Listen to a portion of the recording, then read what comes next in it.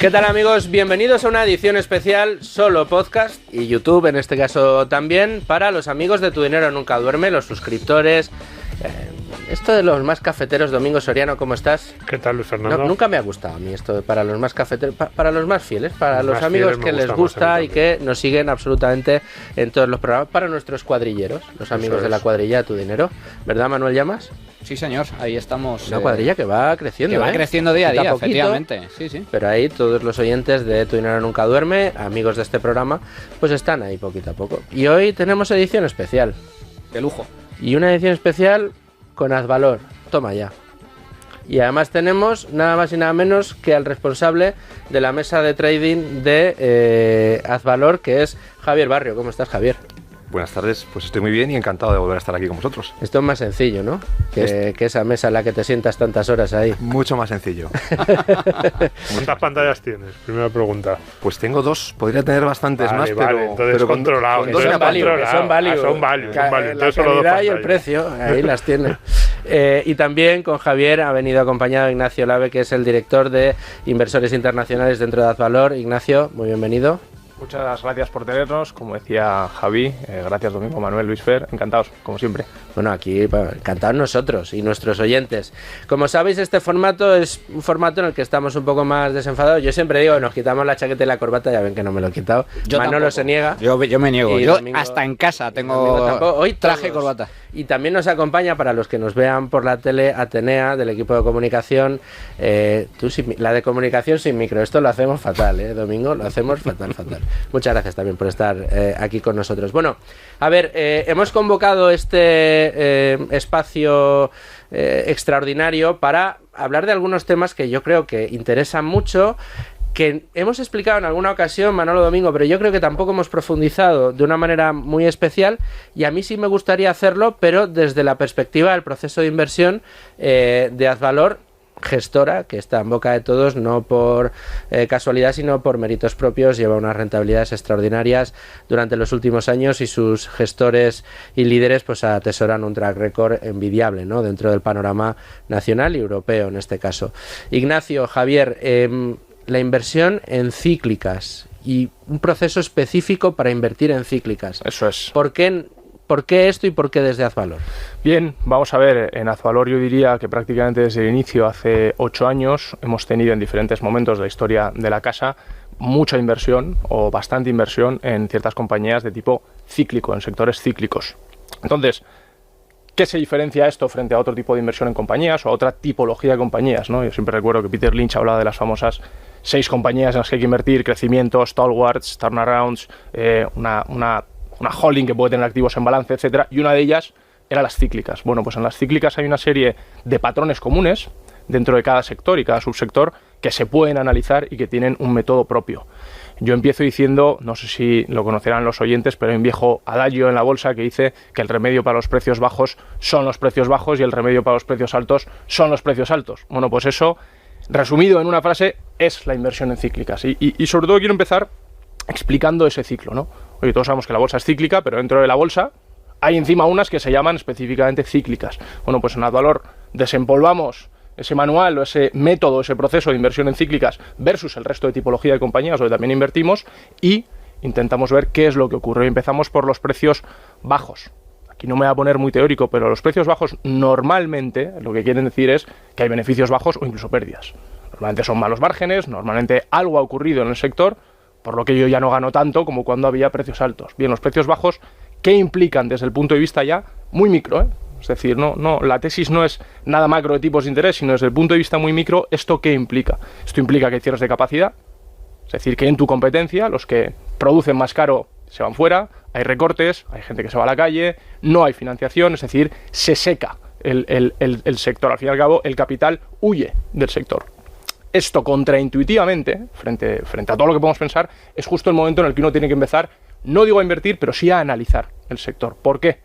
Porque al fin y al cabo las 4 empresas o las pocas empresas que se quedan en un ciclo, en un sector cíclico cuando vienen las vacas flacas, lo que hacen con el capital no es reinvertir y abrir nuevos negocios o abrir nuevas plantas o abrir nuevos pozos de petróleo o incluso nuevas minas de cobre, etcétera, etcétera. Podríamos poner muchos ejemplos. ¿Qué es lo que hacen normalmente? Pues pagan deuda si la tienen, si no acumulan caja, si no reparten dividendo o si no recompran acciones a precios bajos.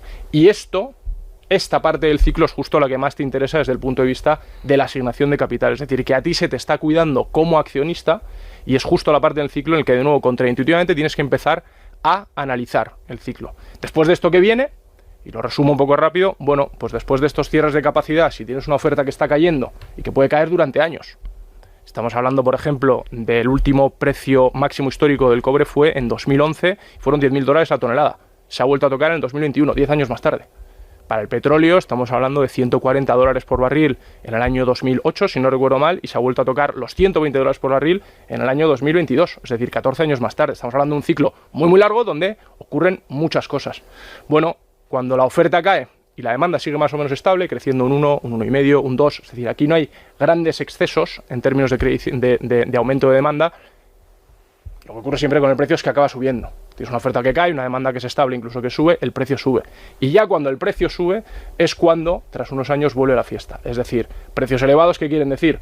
Márgenes más elevados, beneficios otra vez en máximos históricos y poco a poco eso atrae al capital. Antes decía que en la parte mala del ciclo el capital huye del sector, en la parte buena del ciclo el capital fluye hacia el sector. Y tú lo que tienes que tener muy claro como inversor es en qué parte del ciclo estás, analizar siempre mucho más la oferta, es decir, qué es lo que está pasando con las compañías, quién cierra producción, quién no cierra producción, qué es lo que hacen los equipos de gestión con el capital que generan desde el punto de vista de la asignación de capital, es decir, si estamos en entorno de, entre comillas, fiesta, o si estamos en un entorno de vacas flacas. Y ahí, ese diagnóstico de en qué parte del ciclo estás es donde puedes empezar a saber si es el momento o no para plantearse esa inversión en una cíclica. Pero esto que estás comentando me parece lo más interesante porque, claro, estamos hablando de sectores cíclicos, estamos hablando de empresas cíclicas, estamos hablando de, en teoría, el peor momento para el negocio de la compañía, el mercado huye, los precios bajan y, sin embargo, es cuando vosotros empezáis a fijaros porque ahí es donde están las oportunidades y yo me pregunto, vale, pero entonces la clave del asunto, como bien acabas de comentar, es hay que entender bien el ciclo económico, tanto entiendo, no sé si, y aquí es donde me gustaría centrar, ¿es importante saber también el ciclo económico a nivel general o os fijáis explícitamente en el ciclo concreto del sector o del mercado en el que estáis analizando? O sea, ahondando, es bastante más importante específicamente la dinámica de oferta, demanda y reservas y los inventarios, si los inventarios están en máximos históricos o en mínimos históricos, por irme de un extremo a otro, eso es mucho más importante que el ciclo económico en sí. Ojo, el ciclo económico, lógicamente hay que tenerlo en mente.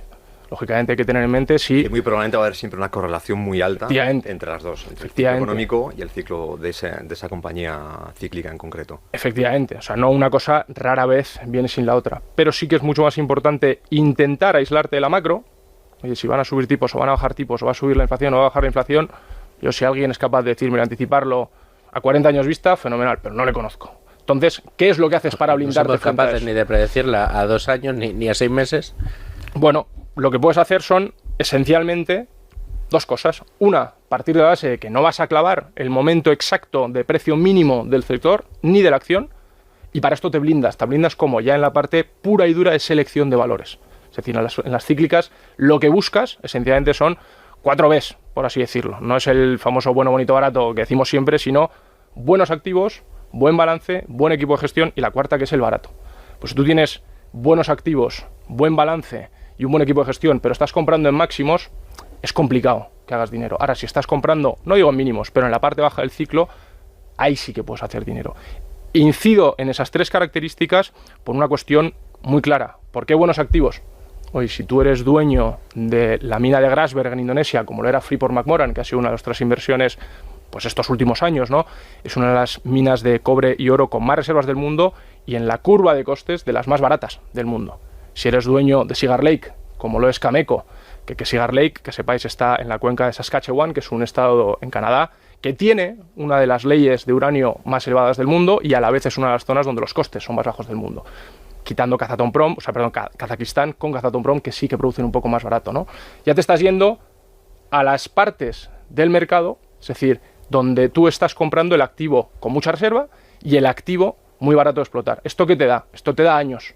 Yo sí sé que soy el dueño de una mina con mucho activo, es decir, con muchas reservas, o de un pozo de petróleo y que además soy de los productores más eficientes, es decir, de menor bajo coste, lo que puedo hacer es decir, bueno, aún tiene que quebrar este de mi competencia, este de mi competencia y este otro de mi competencia antes de que yo empiece a sufrir mucho. Si además le metes otra seguridad, que esto es esencial en el proceso de inversión que tenemos en la casa, es decir, pensar siempre en el riesgo, en la seguridad, antes que en el potencial. Siguiente seguridad, ¿cuál es? Balance, que es lo mismo. Oye, misma compañía con caja neta versus otra compañía que es exactamente igual, pero está apalancada muchísimas veces, pues oye, te vas con la que tiene más caja neta porque sabes que tienes un pulmón financiero. Y por último, y aquí si te quedas con el equipo de gestión, que sea muy capaz. Voy a cargarme la cita de Mark Twain. Decía, un minero es una mina, es un agujero oscuro en el suelo con un mentiroso en el fondo. Bien, me cargo a la cita, ¿de acuerdo? Si alguien la tiene en mente, pues mejor. Pero sí que te quieres casar con un equipo de gestión que sea muy honesto, que se la juegue contigo y que sea muy capaz desde el punto de vista de asignación de capital, que comentaba antes, y de operación del negocio. Y así te blindas mucho y estás comprando posiblemente los mejores activos en un momento malo de su historia. ¿Y cómo aporta, en este caso, Javier, la mesa de trading desde tu trabajo día a día, desde tu labor, ese monitoreo del precio de las compañías, de los movimientos que está habiendo de capital en las distintas acciones, en estrategias como las que estaba describiendo tu compañero Ignacio, en este caso ese análisis de las cíclicas? ¿Vosotros veis esos movimientos en las dos pantallas que tienes? Esa se ven claramente. A ver, en relación con lo que ha dicho Ignacio, lo que cuenta ha sido muy bonito, lo entendemos todos muy bien, luego es muy difícil de implementar. ¿Por qué? Estamos hablando de sectores que tienen volatilidades por encima de la media del mercado. O sea, cuando aquí Álvaro o Fernando han comentado que en media, y esto es en media, las acciones durante un año natural tienen movimientos entre mínimos y máximos del 50%, en estas compañías podemos encontrarnos, y lo estuvimos mirando el otro día, estamos hablando de Anglo American, Glencore, o sea, los líderes mundiales tienen movimientos del 50-60% de mínimos a máximos dentro de un año. En otras compañías más pequeñas cíclicas, los movimientos son incluso mayores. Dicho esto, tú puedes entrar una compañía que está en 20, que dices, bueno, esta compañía es buenísima y ha caído a 8 porque el ciclo es malo, en este momento hay pesimismo, y dices, bueno, hay que comprar. Bueno, hay que comprar, se te puede ir a 2 o a 4 y has comprado a 8, has hecho bien los números y aún así el mercado te arrastra. ¿Qué es lo importante aquí? Bueno, pues ser consciente de que podemos, o que se pueden sufrir esas caídas, estar bueno, pues con pies de plomo y comprar, a lo mejor ir escalando las posiciones y no tomar una posición íntegra que quieras tomar un 2% de una compañía directamente al precio al que empiezas a comprar, sino ir escalándolo poco a poco, y a lo mejor si tienes que comprar un poco más arriba no es problema, pero lo que no debes hacer a lo mejor es quizás entrar como un caballo en una cacharrería e ir tomando posiciones poco a poco. Yo creo que lo comenté en otra ocasión y creo que es bueno, pues un poco lo que es el proceso de inversión en cíclicas.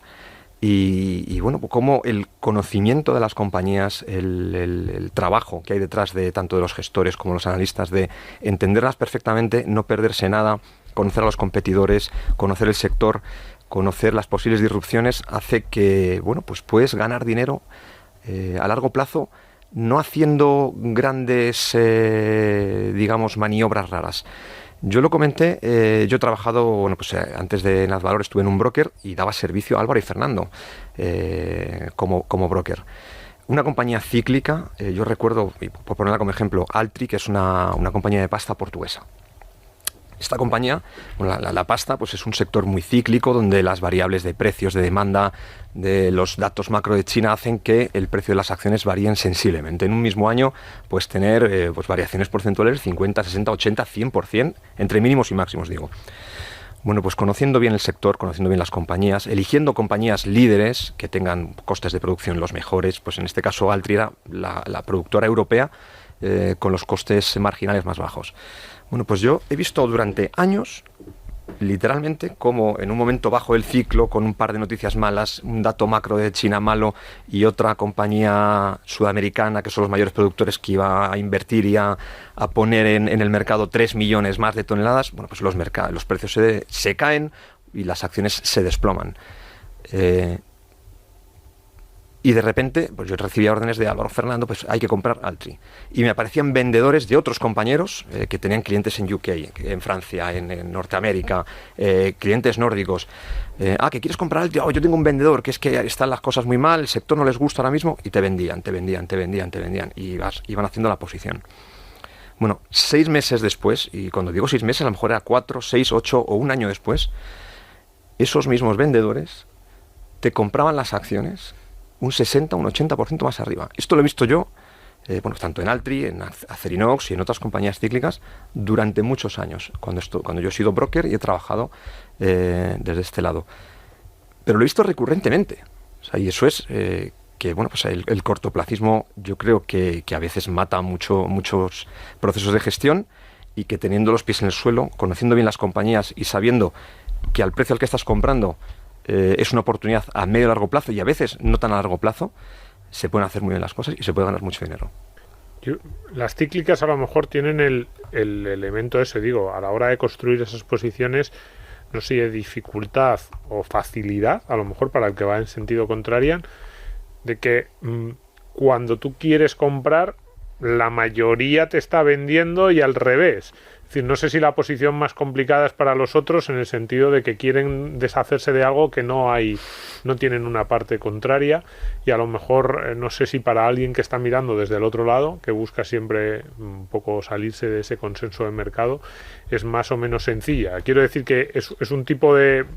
Desde fuera nos llama, o la idea que yo podría tener es que es un sector en el que hay aglomeraciones, entre comillas, o vendedoras o compradoras. No sé si es así o... Es así, es un poco lo que he comentado ahora mismo, ¿no? Cuando de repente las cosas pintan mal, pero pintan mal en el corto plazo, porque ha salido un dato macro de China peor de lo esperado, y la demanda de pasta de que va a proceder de China o va a ser menor de lo que se espera, y caen los precios. De repente hay gente que tiene tácticas de gestión a lo mejor de más corto plazo, considera que es un riesgo tener las acciones en ese momento, y a veces ves un poco, no de pánico, pero sí que de presión vendedora. Y también lo que hay que hacer desde un lado de la parte del trading es no comprar a cualquier precio, ¿no? Si ves que de repente hay mucha presión, pues a lo mejor hay que tomárselo con calma, ir poquito a poco, comunicarle esta información al gestor y de, oye, hay 4 vendedores. Entonces el gestor ya hace números y dice, no, pues vamos a escalar las compras, y la siguiente compra es un 3% más abajo y la siguiente otro 3% más abajo. O sea, eso es un poco de feedback que tú tienes que también aportar desde la mesa a los gestores, para que conozcan un poco, porque al final nosotros somos los ojos al mercado. Ellos tienen que percibir o recibir de nosotros ese feedback y saber si pues es mejor quizá esperar un poquito más, escalar las posiciones, o en otras ocasiones, pues si ven que no es así, pues a lo mejor se pueden tomar posiciones más fuertes o más rápidas. Pero como digo, es un poco la parte que podemos aportar nosotros desde la mesa, el aportar ese sentimiento, el cómo está el mercado y si hay mucha demanda o mucha oferta. Esto es muy interesante lo que estáis explicando, porque claro, la volatilidad, nosotros siempre insistimos en que volatilidad no es igual a riesgo, ni mucho menos. Al revés, la volatilidad en este caso es una oportunidad para aprovecharse de los vaivenes del mercado. De esta forma, digamos que encontrar un plus de rentabilidad si tu tesis de inversión es la correcta. Pero en el caso concreto de las cíclicas, a mí me gustaría entrar un poco en el horizonte temporal. Porque claro, ¿hasta qué punto? Bueno, Javier nos estaba comentando el tema de que las cíclicas se caracterizan también por ser algo más volátiles que otras compañías, lo cual los vaivenes son más intensos, son más frecuentes quizás, pero esto relacionado con el ciclo, claro, si tú entras en un sector especialmente castigado por el momento del ciclo en el que estás, que está experimentando en ese justo momento, el mercado a lo mejor también tarda mucho más en reconocer que las cosas están yendo a mejor. Por lo tanto, aquí se cumple una de las frases, una de las lecciones que nos ha dejado en alguna ocasión Álvaro Guzmán, de que, de repente el mercado te da la razón de golpe, pero a lo mejor 4 o 5 años después. Y es difícil saber cuándo, ¿no? Esto ocurre bastante en las cíclicas, ¿no? Que al fin y al cabo se mueven mucho por narrativas y, como comentaba Javier, muchas veces por datos de demanda. Yo no sé a qué gestor le oí esto, pero decía, en las cíclicas el qué lo determina la demanda, el cuándo lo determina la demanda, es decir, cualquier noticia de demanda hace que el precio suba o el precio baje relativamente rápido, el qué va a ocurrir con el sector, te lo determina la oferta. Ahí es siempre la oferta. Y cito aquí ya a Buffett, bueno, el mercado de capitales es un sistema mediante el cual se trasvasa dinero del impaciente al paciente. ¿Esto en las cíclicas puede requerir incluso un poco más de paciencia? Puede ser, pero el mercado de capitales no deja de ser eso. Y no deja de ser un sistema mediante el cual, si uno tiene la suficiente paciencia, puede invertir primero en bolsa, punto, y luego específicamente en cíclicas. Yo recuerdo, vamos a ver, la inversión en Cameco, de la que hemos hablado muchas veces, antes la mencionaba, ¿no? Productor de uranio, minera de uranio de las líderes del mundo, jurisdicción en Canadá. En su día empezamos a comprar, y corrígeme si me equivoco, Javier, pero en el entorno de 11, creo pensar, 10, más o menos, sí, 10-11. dólares canadienses, sí. En algún momento llegó a caer a 6. En el peor momento de la pandemia, con la economía cerrada y una negatividad en el mercado, yo creo que salvaje. Bueno, pues Cameco, desde ese 6, en los siguientes 3 años, no sé si está en el momento actual, creo que en 40 y algo. Bien, nosotros, lógicamente, en el camino ya le hemos vendido. Oye, llega un momento en el que llega a tu precio objetivo la compañía y lo último que quieres es quedarte con una compañía para ese momento de fiesta de las cíclicas, ¿no? Es decir, ahí tienes que, de nuevo, pensar siempre en los riesgos antes que en el potencial. ¿Qué ha ocurrido en estos 3 años? La pandemia, los confinamientos, la vuelta a la inflación, de acuerdo, todo cuestiones macros. Si nos fijamos, son todo cuestiones macros que lo que te hacen es cambiarte un poco la narrativa, cambiarte los titulares y que los suficientes compradores generalistas se den cuenta de que esto igual tiene sentido. Claro, cuando llevas en el uranio, que cayó la libra uranio de su máximo histórico, creo que de $100 por libra, $140 por libra, a 20, creo que fue el mínimo, ya se me van los años, pero es un poco antes de Fukushima el máximo histórico, y el mínimo creo que fue, pues justo si no en el año 2020, en la pandemia, en torno a 10 y largo, o sea, de 140 a 10 y largo, tienes que aguantar mucho, pero lo que tienes que tener en mente es que cuando te cambia esa narrativa, en todos esos años de sequía de capital, cuando el capital ha huido del sector, ya la puerta de entrada es relativamente pequeña. Ya cuando quieren entrar las grandes entidades, los grandes bancos, no digo Azvalor, que gestionamos, pues sí, 2.800 millones, 25.000 clientes, pero somos pequeños en el mundo. Cuando quieren entrar las grandísimas entidades financieras, la puerta de entrada es tan pequeña que de repente, de golpe, es lo que decías tú, Manuel, quiero comprar un X% de Cameco. Bueno, no hay liquidez. Entonces, o subes el precio o yo no te la suelto. Si no te la suelta el otro señor, que también es inversor de Cameco, que también ha hecho los deberes. Y el otro señor, que igual es una persona del equipo de gestión de Cameco, que también es que ha hecho los deberes. Es decir, en esas puertas pequeñas de entrada, lo que se trasladan desde el punto de vista de liquidez es que si alguien quiere comprar, pues el precio sube o no hay manera de comprar. Y eso en las cíclicas incomoda cierta parte de la inversión porque tarda tiempo y cuando viene la rentabilidad viene de golpe, pero si cuando viene de golpe tampoco hay alternativa. Y son siempre 2-3 datos de narrativa que te cambian, que estaban errados y de repente cambian a estar correctos y ya te cambia todo. En fin, me callo ya con el uranio, pero hace unos años se nos decía que esto era imposible que fuera parte del mix energético del futuro del mundo. Ahora es energía verde. Y ahora es energía verde. Menos en España. Bueno, que es energía roja. Energía roja. Qué apunte más triste, pero, es así, pero es más triste, certero. sí.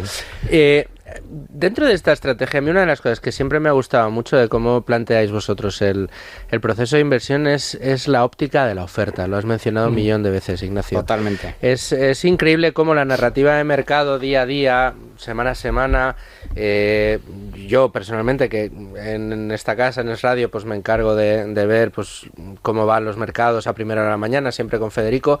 La obsesión es la demanda, es en qué sector va a estar la demanda, hacia dónde está yendo la demanda, qué es lo que quieren los consumidores, qué es lo que quiere la industria en cada momento, pero se olvida de la oferta. Y al final la clave para el éxito que habéis cosechado muy recientemente, bueno, vosotros y otros players value del mercado, la clave de Bóveda ha estado siempre en fijarse en la oferta y no en la demanda en este caso. Bueno, es que en la demanda o eres capaz de anticiparla, lo cual de nuevo volvemos a quién es el señor más listo del mundo que me va a saber decir cuál va a ser el aumento de demanda de energía en los siguientes años exactamente, porque el mercado lo que hace es descontar un cierto crecimiento, una cierta caída de demanda, pero tú para hacer dinero anticipando eso tienes que saber exactamente en cuánto.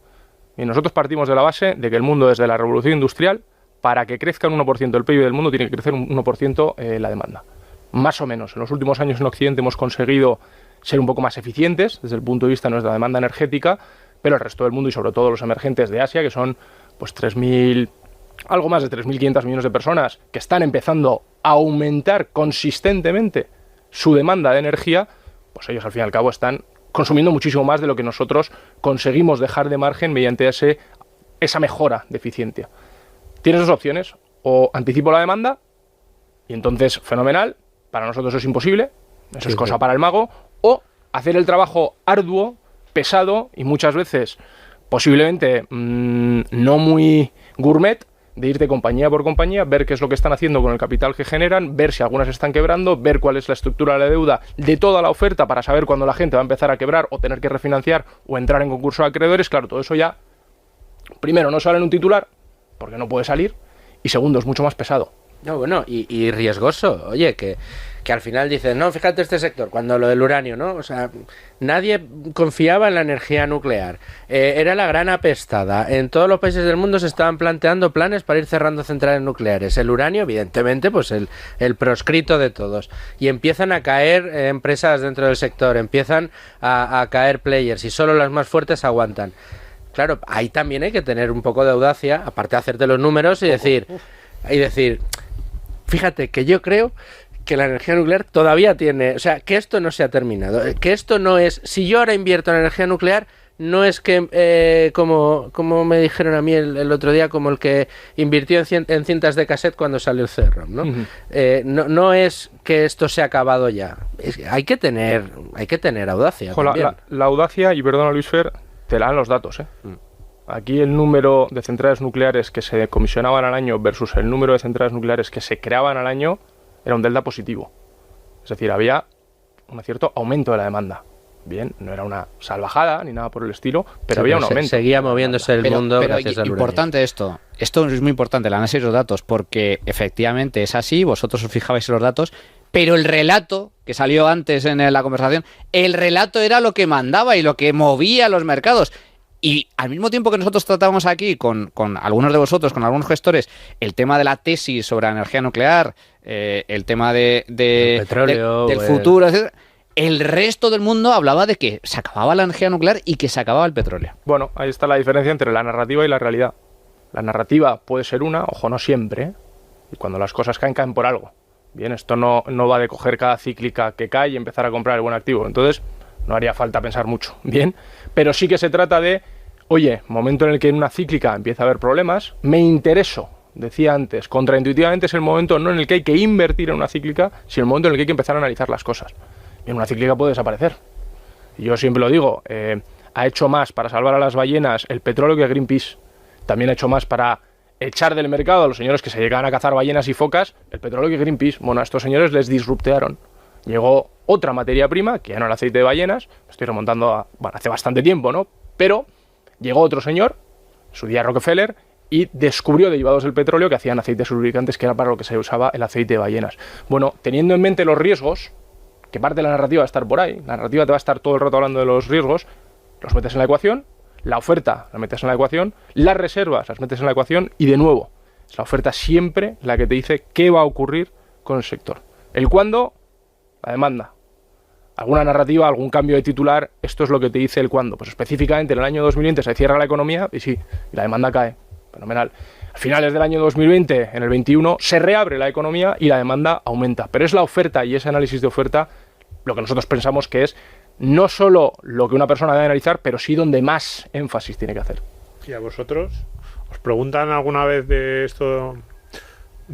¿Pero por qué quieres esto? Quiero decir, llamas a comprar algo que nadie quiere y no te dicen, pero te lo has pensado bien, que ha caído un 80% en los últimos 3 meses. Bueno, reflexiona, te dice tu broker, no, te doy un par de horas para que afortunadamente, yo creo que con el track record de Álvaro y Fernando de los últimos 20 años, yo creo que es al revés. O sea, si tú estás comprando algo, va a mirar más en detalle lo que estás comprando y por qué lo estás comprando, y te aseguro que para ellos es un heads up, que se dice, ¿no? Oye, que estos tíos están comprando, Azvalor está comprando esta compañía, que es este sector, hace unos años en mineras de uranio. Entonces probablemente eso les haga reflexionar.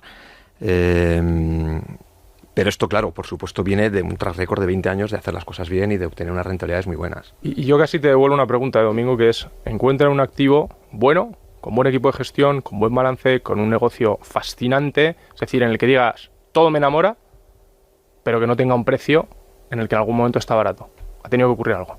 O es una crisis mundial, o es una crisis macroeconómica, o es una crisis de su país, geopolítica, es decir, algo ha tenido que ocurrir para que yo pueda comprar un activo bueno, bonito y barato. Y eso se da en todo tipo de activos, ya más allá de las cíclicas.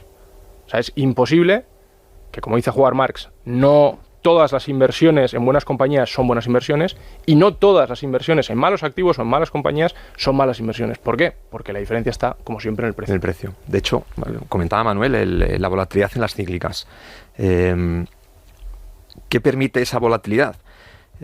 Si los gestores de Azvalor y los analistas, digamos que tienen una cartera de 300 compañías analizadas, que la conocen perfectamente, el sector, rivales, posibles disrupciones, esas compañías, ese círculo ya que entran dentro del círculo de compañías invertibles, pueden entrar y salir constantemente dentro de la cartera, o más que entrar y salir, pueden variar sensiblemente su peso dentro de la cartera. Esas mismas cíclicas que tienen variaciones porcentuales durante el año del 60-70%, te dan oportunidades muy interesantes. Entonces, cuando dicen, no, es que Azvalor invierte en cíclicas. Bueno, Azvalor no invierte en cíclicas, Azvalor invierte en compañías que considera que valen bastante más al precio al que cotizan en el mercado.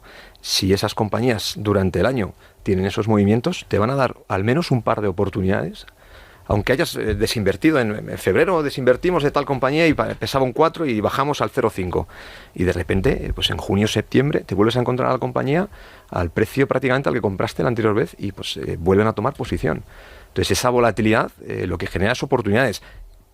¿Cómo se generan esas oportunidades? Conociendo perfectamente la compañía, conociendo perfectamente el sector, los competidores, y a partir de ahí, en función del precio, puedes obtener rentabilidades a lo largo del año y entrar, subir participación, bajar participación en muchas de estas empresas. Bueno, habéis dicho que en ocasiones, para que los precios caigan en buenas compañías o en malas, tiene que ocurrir algunas cosas. Han pasado cosas en los últimos días y vamos a sacarlas a relucir, porque yo no sé tú, Domingo, o Manolo, pero o sea, a mí me hubiera gustado estar delante por verlo qué sucede en una mesa de trading cuando de repente una tal Gotham dice que va a soltar el bombazo. Vía tweet, además. Oye, que mañana sacamos un informe. Mañana tumbo una compañía española. Adivina del cuál. IBEX 35 y no voy a decir cuál, pero se dedica a temas farmacéuticos. Y de repente por la mañana va a Grifols y un 25%, castañazo abajo. ¿Cómo eso? ¿Las pantallas esas empiezan ahí a vibrar o qué pasa ahí? Bueno, a ver, a mí... Alerta, empiezan llamadas... O sea, ya cuando salió el lunes por la noche el tweet, ya en Twitter, bueno, en X, como se llame ahora, ya se hacían las quinielas, porque Gotham sí que dio una serie de pistas, el tamaño del market cap... 10.000 millones, no hay muchas compañías en España que capitalicen en torno a eso. Y de hecho se hablaba de Grifols, ACS y Celnex, si mal no recuerdo. El ADR de Grifols, la acción que cotiza en Estados Unidos, en aftermarket, después del cierre del mercado, ya estaba cayendo un 9-10%. O sea, ya había gente que decía, pues puede ser esta. Ya se estaban apostando un poco a que podía ser Grifols. Por la mañana, bueno, ya publicaron, antes de las 8 de la mañana, el informe. Y bueno, vamos a ver, a mí me sorprendió mucho.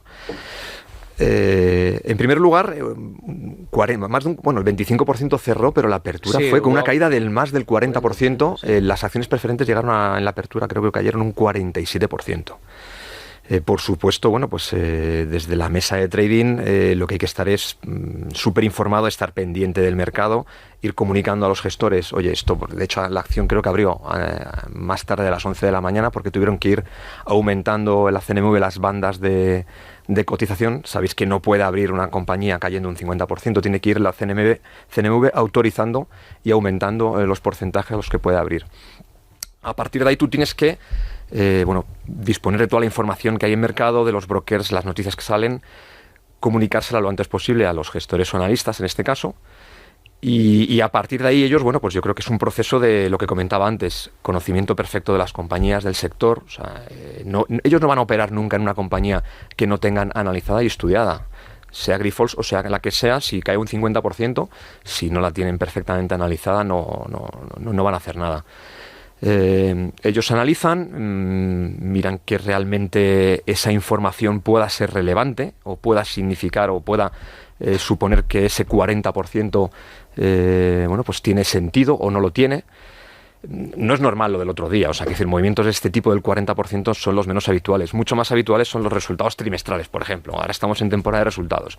Pues tienes muy a menudo caídas del 10-15%, porque una compañía publica unos resultados malos, da un par de noticias malas y el mercado, que es excesivo, desde mi punto de vista muchas veces, y muy cortoplacista, pues le pega un batacazo del 10-15%.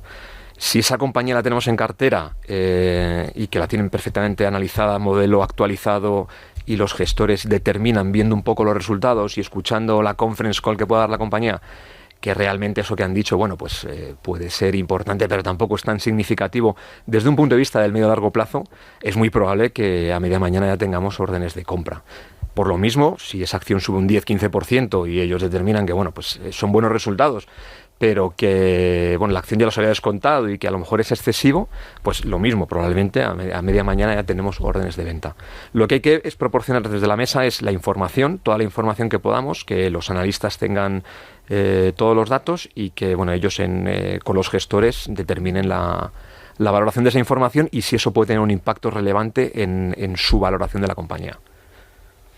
Bueno, pues ya ven ustedes por qué traemos aquí a gente como Ignacio o como Javier, porque nos explican cosas no muy fáciles de comprender, como son las empresas cíclicas, y porque además vemos el reflejo de su trabajo en, bueno, pues en una mesa de trading que no debe ser un trabajo, no es muy zen, ¿no?